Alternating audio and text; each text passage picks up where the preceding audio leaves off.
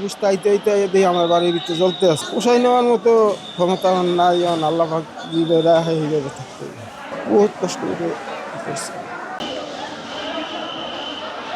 আমি ছিলাম অফিসে ছিলাম। এখানে যে আগুন লাগছে নাকি 2 দিন করে। আমার বোন ছিল আর বাড়িটা ছিল। আমার বোনের লগে লগে ফোন দিছে, ফোনে দিয়ে বললো যে ভাই আগুন লাগছে বাড়ির ভিতরে। আমি কি তুমি কোন জায়গা কয়, আমি দৌড়িয়ে ঘরের বাইরে গেছি, কিছু বাইর করতে পারিনি।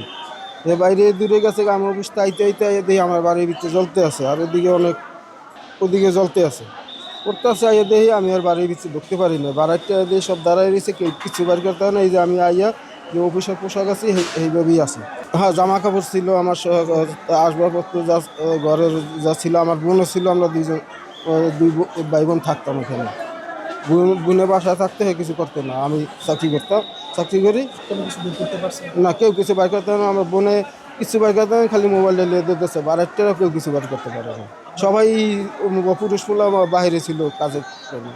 এখন পোষাই নেওয়ার মতো ক্ষমতা আমার নাই, এখন আল্লাহ পাক যেভাবে রাখে সেইভাবে থাকতে হবে। চিন্তা এখন মাথা কোনো কিছু চিন্তা আইতে আছে না। বহুত কষ্ট করে করছি। আমার 10টা রুম ছিল, এর ভিতরে 9টা ভাড়াটা ছিল।